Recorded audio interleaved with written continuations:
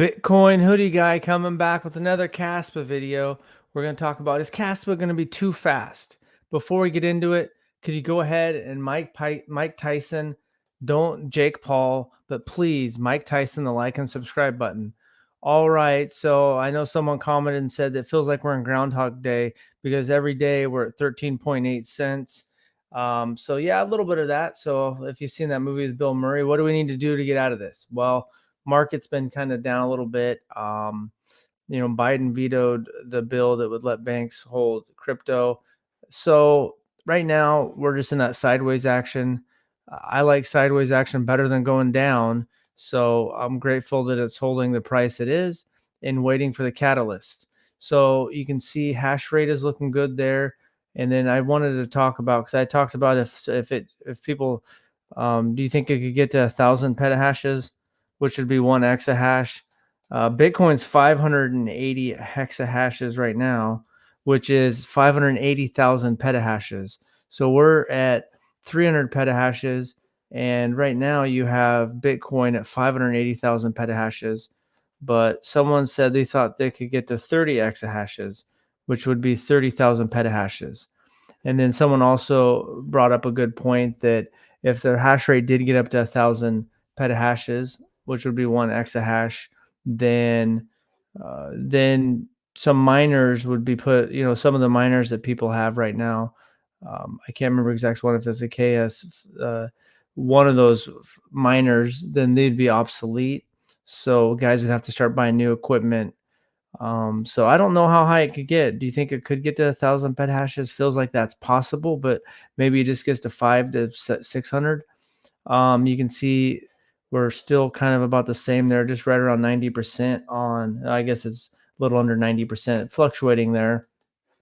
But we can get to, let's see, right here, 350,000 addresses now. So that's looking good. It's always nice on cast.fyi. You can go and see pretty much it's all rusty nodes when you see the live blocks there. They'll go once in a while, but not too many. And so a question I asked on YouTube is, what excites you most about KASPA? Now we're going ahead, 70 votes.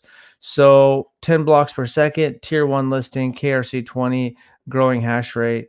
And you can see right now, a lot of people are excited about that Casplex KRC20, the 721 inscriptions, and tier 1 listings, which makes sense. Tier 1 listing like Binance or something like that, or a Coinbase, could really drive the price up. 10 blocks per second, is it too fast? And yeah, like, no one's going to think it's really too fast, but it's just interesting because Bitcoin, is 1 block every 10 minutes roughly. You can see it's actually been 22 minutes since the last block, but then the one before that was 7 minutes. But it's easy, you can slowly go through and see what's going on and check blocks. There you go. You can see one just went through. Here, when it's 10 blocks per second, and if it goes beyond 100 blocks per second, it's moved. The blocks are moving so fast that even right now, you're relying on this software here and this front end of this mempool space to look at it. But with that fast, it seems like it could be harder to keep track of blocks, but that means that transactions will go quicker, and the more blocks it has, the more transactions can do quicker. So it's a net positive, and I don't even think anyone's worried about it being too fast. It's just kind of curious. All right, Marco, thank you for tuning in. I appreciate that. Appreciate the comment there. So I think the only way that it'd be too fast is if you're really trying to verify something, but with the block explorers, you should be good to go. Because even right now, the blocks, about a block a second. So 60, every minute has 60 blocks. So what, every 10 minutes, you have 600 blocks. So right now, KASPA, just even with just doing the 1 block per second, is doing what, 600 blocks? 600 blocks every 10 minutes, and Bitcoin's doing 1 block on average. So right now, the Bitcoin, it's obviously got the higher hash rate at 580 exahashes. So I don't know. I really like looking at this calculator, since some of these projects have different 580 exahashes, because then you go to the Doge, because Doge is actually, once that pulls up here, you can see Doge is actually just 1197 terahashes, and I've did this before, so it's actually 1197 terahashes. So Doge is actually just 1.1 petahashes. So that's right. That's what it's showing. 1197 terahashes. So KASPA is like 300 times more. It's got a 300 times higher hash rate than Dogecoin. So it's a lot more secure in terms of it takes a lot more computer power to operate uh, KASPA than Dogecoin. And you can see Ethereum Classic has 177 terahashes. So you go back to 177 terahashes. Then so Ethereum Classic doesn't, it's like less than zero point 0.2 of just one petahash. So CAS is way stronger. Now you do have some proof of work ones that are down there, like Litecoin is not even 1,000 terahashes.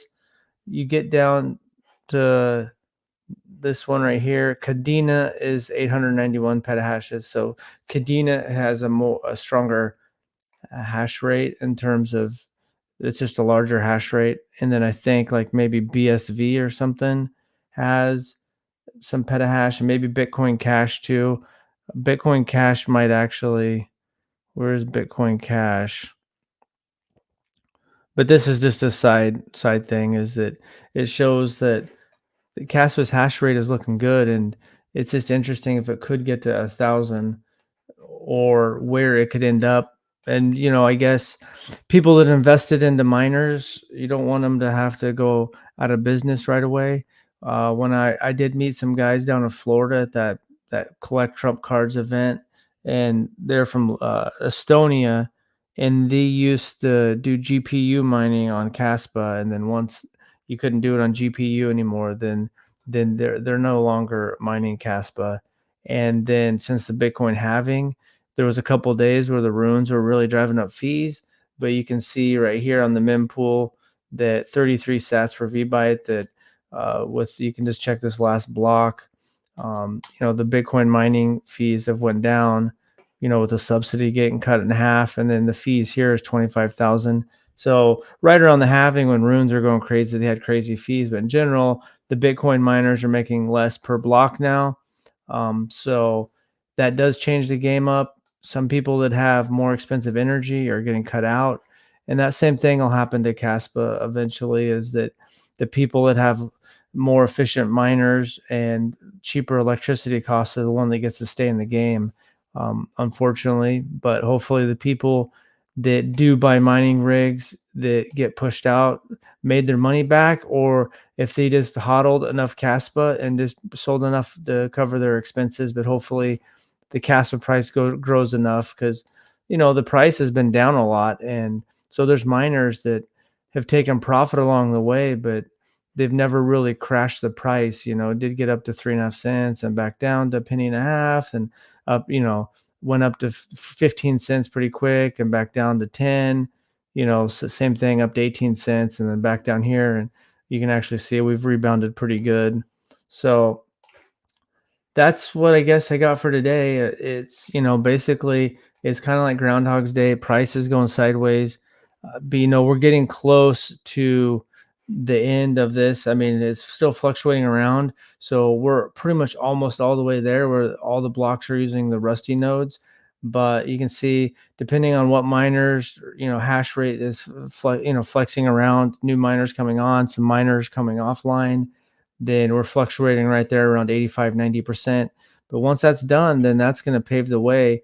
And this poll right here shows that people right now, out of the, and this isn't exact science, but out of the 82 people that voted, 46% are most excited about the KRC20 token. So that stuff is running on testnet 11 right now, and I think that that'll pretty much have to be on Rust nodes. So that's an exciting development that hopefully comes out maybe this month or next month, now that we're in June. So that's all I got for today. Hey, mate, could you look at Gary network once, buddy. Okay, I won't in this video, but maybe in the future video or tomorrow, um, I'll take a look at that. So I'll keep that in mind. The Gary Network, I'll take a look at that. And so thanks for tuning in. A lot of exciting stuff going on, and it's going to be interesting to see. We got some big catalysts on the horizon. 10 blocks per second, tier 1 listing, KRC20, growing hash rate. So that's all I got for today. Stay bullish. Thanks for watching and have a good day.